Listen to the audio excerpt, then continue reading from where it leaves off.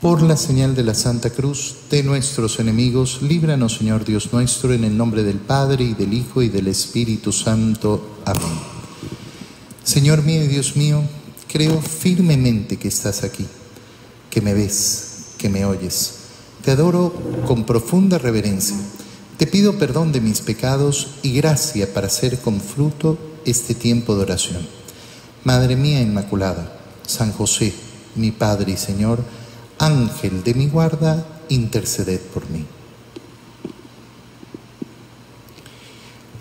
Las 7 palabras del Señor en la cruz son aquellas 7 palabras que efectivamente nos muestran las Escrituras que dijo el Señor en la cruz.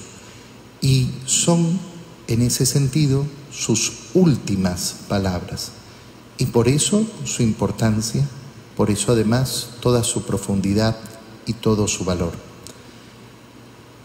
Primera palabra: Padre, perdónales porque no saben lo que hacen. Del Evangelio de San Lucas. Llegados al lugar llamado Calvario, le crucificaron allí a él y a los malhechores, uno a la derecha y otro a la izquierda. Jesús decía: Padre, perdónales, porque no saben lo que hacen. La primera palabra de nuestro Señor en la cruz, al ser clavado en la cruz, al ser puesto entre malhechores, uno a su derecha y otro a su izquierda, es justamente pedir perdón por ellos. Es decir, no solo perdonarlos. El acto de misericordia va mucho más allá. El acto de misericordia no es un acto que se olvida de la justicia. El Señor sabe que están haciendo mal. No es como pretende el mundo hoy, decir que no, nadie puede decir lo que es bueno o lo que es malo. No, el Señor lo dice con claridad. Ellos están haciendo mal.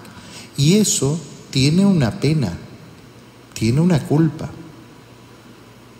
Y yo los perdono, pero no solo los perdono, sino que pido para ellos la clemencia divina. Fíjate cuán gigantesca es verdaderamente la misericordia del Señor, porque además nos ofrece ese camino de verdadera liberación. Oye, durante estos días de encierro que hemos tenido, en todas esas ocasiones en que hemos podido irnos preparando para la celebración de este Triduo Pascual, y especialmente para llegar hoy día, este Viernes Santo, yo he dicho, hay que aprovechar el tiempo. Hay que aprovechar el tiempo para sacarse del corazón esos rencores que tienen a tantos corazones llenos de amargura. Algunas personas les gusta decir, no, yo perdono, pero no olvido. Cuidado, porque son frases que simplemente lo que hacen es connotar que yo no tengo el corazón dispuesto a la misericordia verdadera. Porque la misericordia verdadera tiene estos 2 pasos. Perdono, pero voy más allá. Pido el perdón a Dios por ellos. Pido por ellos a Dios. ¿Y por qué digo que Jesús nos ofrece el camino de liberación a través de la misericordia? Porque la esclavitud de ese corazón rencoroso es terrible. Es terrible. Es un corazón que está ahí, atrapado de lo que le hicieron, del mal que le hizo el otro. Y entonces aquella persona no solo le hizo aquel mal, sino que ha logrado apresarla continuamente a ella. Y tenemos que liberarnos. Tenemos efectivamente que liberarnos de ello. Segunda palabra. Yo te aseguro, hoy estarás conmigo en el paraíso. Del Evangelio de San Lucas. Uno de los malhechores colgados le insultaba: ¿no eres tú el Cristo? Pues sálvate a ti y a nosotros. Pero el otro le respondió diciendo: ¿Es que no temes a Dios, tú que sufres la misma condena? Y nosotros con razón, porque nos lo hemos merecido con nuestros hechos. En cambio, éste nada malo ha hecho. Y decía: Jesús, acuérdate de mí cuando vengas con tu reino. Jesús le dijo: yo te aseguro, hoy estarás conmigo en el paraíso. La segunda palabra es la palabra de la consolación final.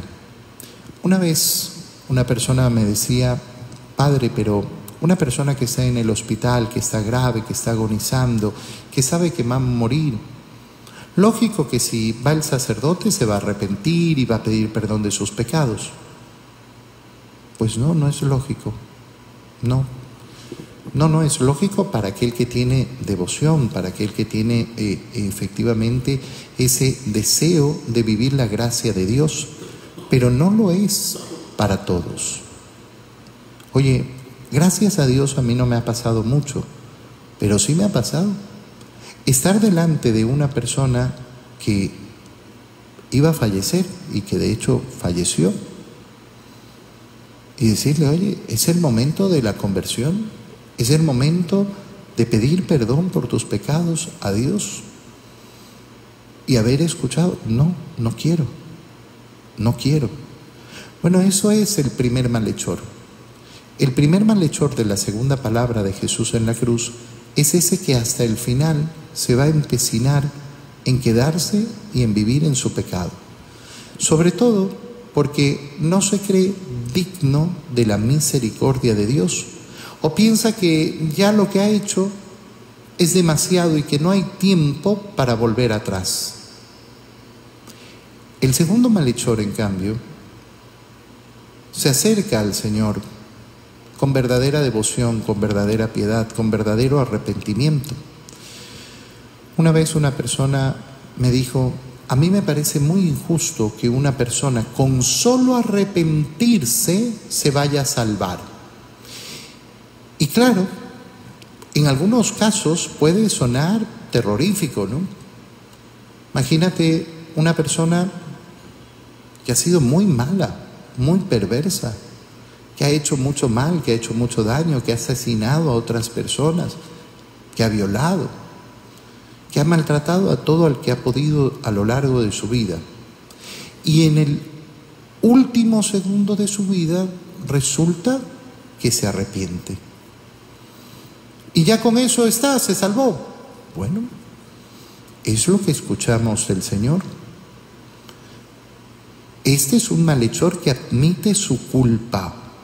Nosotros esto que estamos viviendo lo merecemos. Primera cosa importantísima: reconocimiento de la culpa. No la justificación, no el desvío, no la mentira a uno mismo.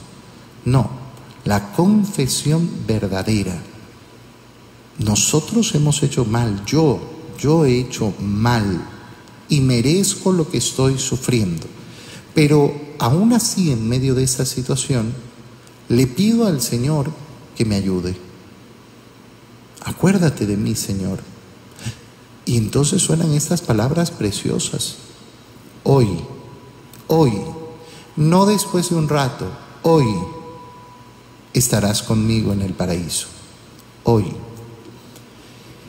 El Señor nos ha advertido sobre ese pensamiento de creer: bueno, pero sería injusto que una persona a última hora. Nos ha dado una parábola sobre el tema. Una parábola en la cual el Señor manda a buscar trabajadores para su viña en la mañana, a la media mañana, al mediodía, a la media tarde, y cuando faltaba solo 1 hora de jornada. Y va pagando la jornada a cada uno de los trabajadores, empezando por los últimos. Y a todos les dio 1 denario. Y cuando llegaron los primeros, esperaban recibir más. Y se enojaron. Y el Señor explica: pero no te estoy dando aquello que te prometí. ¿Qué te importa a ti lo que yo haga con lo mío? Si yo le quiero dar al otro que trabajó muy poco lo mismo que a ti, ¿qué te importa a ti? yo no estoy siendo injusto contigo. Lo que te prometí, eso es lo que te estoy dando. Si en mi generosidad quiero darle al otro lo mismo, pues bueno, y aquí está esa prueba. Qué bonito. Recuerdo, por ejemplo, una persona que estaba agonizando muy mal de salud, y cuando averigüé, le pregunté, bueno, ¿y tú los sacramentos? Nunca se había confesado, nunca, en toda su vida. El único sacramento que había recibido era el bautismo. Daba mucha pena la situación porque esta persona había sido tan mala, que había generado en su familia un odio muy grande. De hecho, había aceptado a esa familia cuidarlo, pero lo tenían tirado en el piso sobre un cartón, ahí en la casa. Y así lo tenían. Y le dije, ¿quieres confesarte? ¿Quieres pedir perdón de tus pecados? Sí. A la hora falleció, con la seguridad de haber escuchado estas mismas palabras que el ladrón arrepentido. Oye, tú y yo tenemos que darnos cuenta que no va a llegar por sí mismo ese arrepentimiento de la última hora, sino que tenemos que tener siempre el corazón. Aprovechemos en este momento, en este Getsemaní, en este monumento delante del Señor, para pedirle al Señor, Señor, que yo me arrepienta en el último minuto de todo, que mi último aliento, que mi última fuerza sirva para ese arrepentimiento. Tercera palabra, mujer, ahí tienes a tu hijo. Del Evangelio de Juan. Junto a la cruz de Jesús estaban su madre y la hermana de su madre, María, mujer de Cleofás, y María Magdalena. Jesús, viendo a su madre y junto a ella al discípulo a quien amaba, dice a su madre, mujer, ahí tienes a tu hijo. Luego dice al discípulo, ahí tienes a tu madre. Y desde aquella hora el discípulo la acogió en su casa. Para poder leer bien esta tercera palabra que nos presenta el Evangelio de San Juan, en primer lugar hay que recordar una característica del Evangelio de San Juan. En el Evangelio, Juan nunca se menciona a sí mismo, siempre se menciona como el discípulo. Dos motivos para esto. El primero, obviamente, la humildad. El segundo es porque nos quiere dejar el lugar a nosotros para insertarnos en ese puesto, para poder ser nosotros los que estamos ahí en primera persona. Juan es consciente de que ha sido elegido por el Señor sin ningún mérito y ha recibido además un amor excesivo. El discípulo amado, el más amado por el Señor, pero sabe que así como fue Él, podía ser tú, y de hecho eres tú, o podía ser yo, y de hecho soy yo. Y entonces, claro, nos ponemos delante de la cruz del Señor, junto a su madre María, a María la de Cleofás, a María Magdalena, y escuchamos esas palabras de Jesús. Mujer, ahí tienes a tu hijo. Y entonces nos acercamos a María con esa convicción. Mira, madre, es que el Señor te entregó a mí, te hizo mi madre, y por eso es que me acerco con tanta confianza a ti. Por eso me quiero agarrar de la mano contigo. Y luego escuchamos todavía más, ahí tienes a tu madre. Y claro, ¿qué nos está diciendo? Que todas esas responsabilidades de buen hijo tenemos que realizarlas con nuestra madre. ¿Cuáles son las responsabilidades de un buen hijo? Darle alegría a su madre. Darle alegría a su madre. Esa es la primera y la principal responsabilidad de un buen hijo. Bueno, qué bonito es pensar nuestra vida como un deseo de un niño pequeño que quiere agradar a su mamá. Piensa, y esta es una imagen que yo siempre utilizo, en esos niños que están pendientes: mamá, mamá, mírame, mírame, mamá, mírame, mamá, mira lo que hice, mamá. Algunas mamás se cansan un poco, pero qué bonita es esa actitud del niño que quiere estar siempre a los ojos de la madre, que quiere que los ojos de la madre siempre estén sobre él. Bueno, ese tiene que ser nuestro corazón. Para aquellos que quieren simplemente ver en esta escena un modo de Jesús de asegurarse que alguien va a cuidar a su mamá, bueno, se nota que no saben leer el Evangelio, que no saben leer la profundidad del Evangelio de San Juan. Pero sobre todo llama mucho la atención cuando esas frases vienen de aquellos que dicen que María tenía más hijos. Es impresionante, porque a veces uno escucha: no, es que María tenía más hijos. Y entonces, ¿por qué en la cruz Jesús necesitaba preocuparse de que alguien la cuidara? No es eso. Ha sido un acto supremo. Quiero que seas mi hermano. Y para que seamos hermanos verdaderos, no solo porque pertenecemos a la misma raza humana, te entrego a mi madre. Ahora somos hermanos. Cuarta palabra: Dios mío, ¿por qué me has abandonado? Del Evangelio de Mateo. Alrededor de la hora nona clamó Jesús con fuerte voz: Elí, Elí, lema sabactani. Esto es: Dios mío, ¿por qué me has abandonado? Al oírlo, algunos de los que estaban allí decían: a Elías llama este. Y enseguida uno de ellos fue corriendo a tomar una esponja, la empapó en vinagre y, sujetándola en una caña, le ofrecía de beber. Pero los otros dijeron: deja, vamos a ver si viene Elías a salvarle.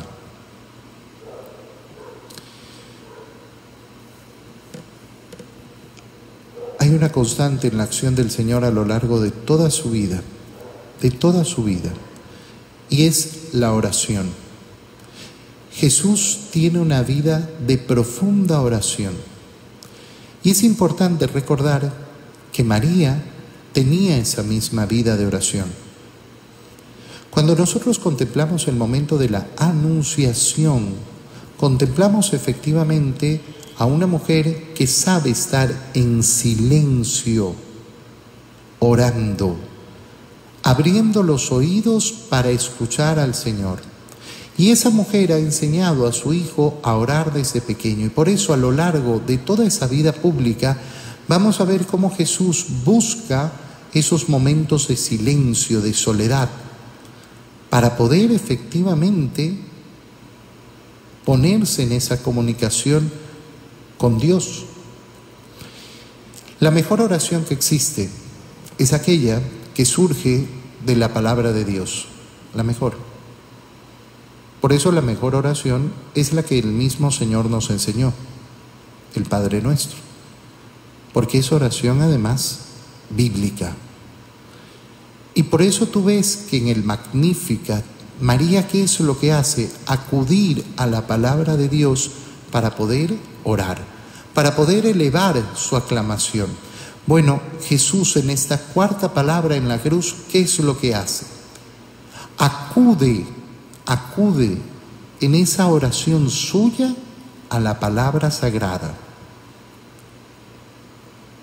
Dios mío, ¿por qué me has abandonado? ¿Qué está haciendo el Señor? Está tomando el salmo para poder continuar en oración. Hay personas, por ejemplo, que me dicen: Padre, yo estoy orando, pero ya no sé qué decir. Así es, porque uno no tiene una verborrea para estar haciendo oración. ¿Y qué hago? Palabra de Dios.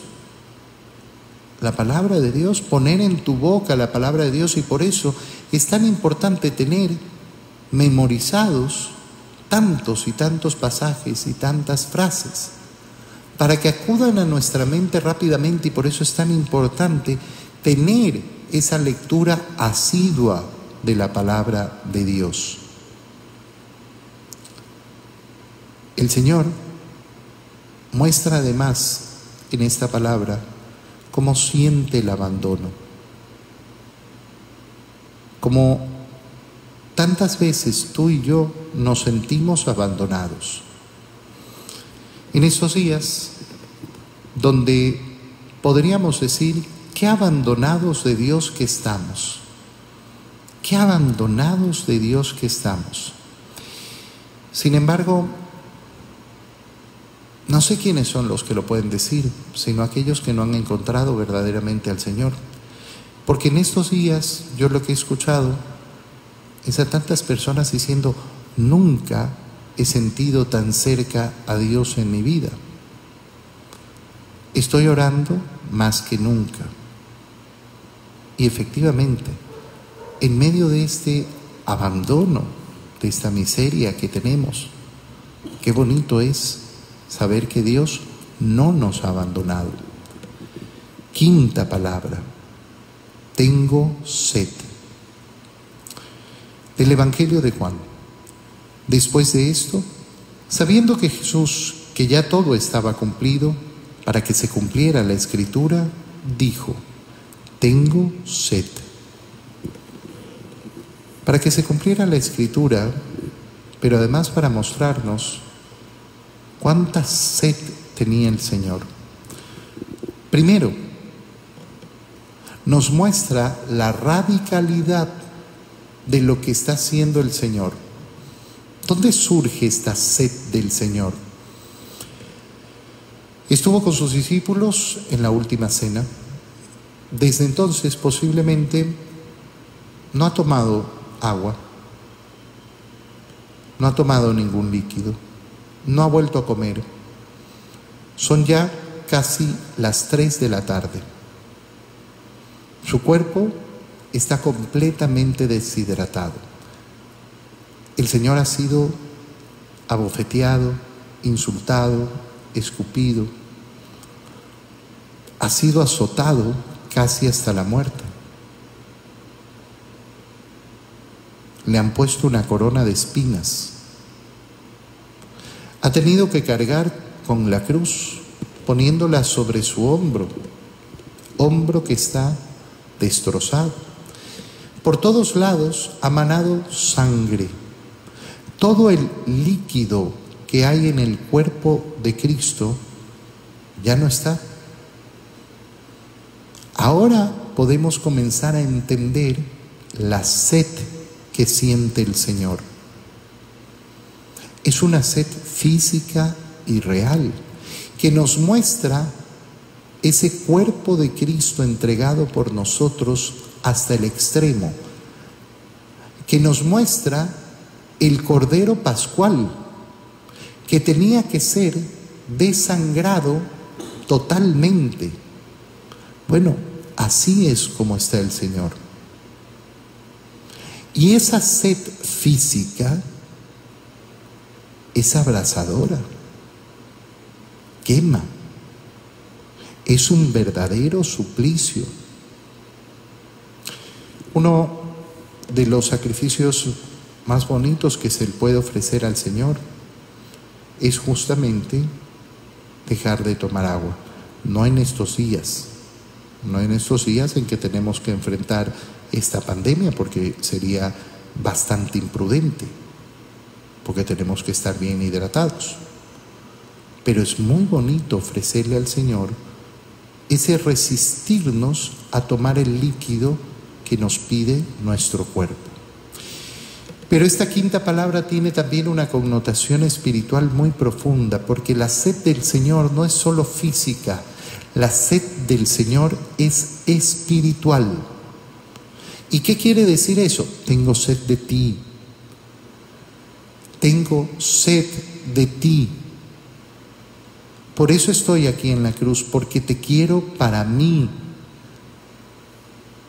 Tu amor me produce sed, es decir, deseos de tenerte. Qué bonito es recordar que el Señor ha subido a la cruz envuelto solamente en amor por mí. Sexta palabra: todo está cumplido. Del Evangelio de Juan. Cuando tomó Jesús el vinagre, dijo: todo está cumplido. La sexta palabra nos hace referencia al sentido de la existencia.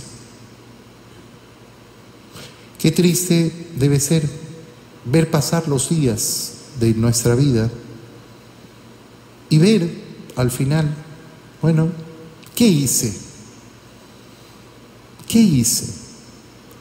¿Dónde puse mi corazón? ¿Dónde puse mis anhelos? ¿Dónde puse mis esfuerzos? El Señor llega a la muerte con la tranquilidad de la conciencia. Todo lo que tenía que hacer, lo hice.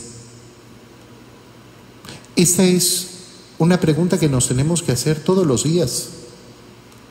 Hoy, todo lo que tenía que hacer, lo hice. Hoy. Y claro, cuando una persona se acostumbra a hacer ese examen de conciencia diario, es cuando verdaderamente pone en su corazón el anhelo de superación, de crecimiento, de querer amar más, siempre más al Señor. Todo está cumplido, obviamente, nos dice que ninguna profecía quedó en el aire. ¿Y eso qué nos indica? Que el Señor y el dueño de la historia es Dios. No tú, no yo, no ningún hombre. El Señor y el dueño de la historia es Dios. Qué importante recordarlo en estos días. Qué importante recordarlo en estos días. ¿Cuántas personas andan haciendo tantas hipótesis de que si un grupo malvado hizo un virus, que si no sé qué, que si el demonio? No lo sé. Yo no tengo capacidades para estar yendo a averiguar qué es lo que ha pasado. No me dedico a ser detective, y no tengo capacidad de averiguar. Y ante esa incapacidad de averiguar, me conformo y plenamente, con gran alegría, de saber que al final del día todo se cumplirá tal y como lo ha dicho el Señor. Séptima palabra: Padre, en tus manos encomiendo mi espíritu. Jesús, del Evangelio de Lucas. Jesús, dando un fuerte grito, dijo: Padre, en tus manos encomiendo mi espíritu. Y dicho esto, expiró. Lo decíamos ya al ver esa oración del Señor en la cuarta palabra. Cuando uno quiere entender la pasión del Señor, cuando uno quiere entender verdaderamente la pasión del Señor, tiene que entender que la pasión del Señor no consiste en morir en la cruz. ¿Cómo nos salvó el Señor? ¿Muriendo en la cruz? Sí, claro, muriendo en la cruz. Pero esto no nos explica por qué esa muerte en cruz nos redime. ¿Por qué esa muerte en cruz me va a salvar a mí? Bueno, porque Él era Dios y hombre. Sí. Pero todavía no me explica por qué ese Dios y hombre que muere en la cruz me redime a mí. Y la explicación es porque el Señor se ha ofrecido al Padre. Se ha ofrecido. ¿Y cómo lo ha hecho? A través de su oración. En el Evangelio de San Juan podemos leer esa preciosa oración sacerdotal del Señor y vamos a ver cómo efectivamente Él hace suyo el cumplir la voluntad del Padre. Este es el modo en que somos redimidos. En que somos redimidos, ¿por qué? Porque Jesús se ofrece a través de su oración. ¿Qué logra hacer el Señor entonces? Logra hacer que toda su vida sea un acto de oración, de entrega, de ofrecimiento, de oblación al Padre. Toda su vida entonces es una unidad, una sola cosa, una sola cosa. Su vida y su vida de oración son una sola. No hay separación, no hay división, no hay la faceta de la persona orante y la faceta, no. Todo su ser, toda su energía, todas sus fuerzas, todas sus acciones, todo su sufrimiento son entregados al Padre porque su vida es oración. Y por eso la última palabra es palabra de oración. Padre, en tus manos encomiendo mi espíritu. Tú y yo, querido hermano, tenemos que pedirle al Señor, Señor, yo quiero terminar así mi vida. La voy a terminar. Tarde o temprano la voy a terminar. Yo deseo que este virus efectivamente comience a marchar hacia atrás. Son tantas las personas que están sufriendo por la pérdida de sus familiares, de sus amigos. Y ese es el deseo más profundo de mi corazón. Pero en medio de esta situación no nos olvidemos. Señor, no permitas que yo me olvide, que voy a tener que morir. ¿Y cómo quiero morir? Entregándome a ti. Que mi última palabra, Señor, sea dirigida a ti. Qué bonita oración. Qué bonita petición al Señor. Señor, no por mis fuerzas, por tu voluntad, por tu grandeza, por tu misericordia, que mi última palabra no sea dirigida hacia los que quedan aquí en el mundo, cuídense mucho, no, Señor, hacia ti. Que mi última palabra sea dirigida hacia ti. Te doy gracias, Dios mío, por los buenos propósitos, afectos e inspiraciones que me has comunicado en este tiempo de oración. Te pido ayuda para ponerlos por obra. Madre mía Inmaculada, San José, mi Padre y Señor, Ángel de mi guarda, interceded por mí. Y al final de este momento de oración, acerquémonos a nuestra Madre Santísima diciéndole: Dios te salve María, llena eres de gracia, el Señor es contigo, bendita tú eres entre todas las mujeres y bendito es el fruto de tu vientre Jesús. Santa María,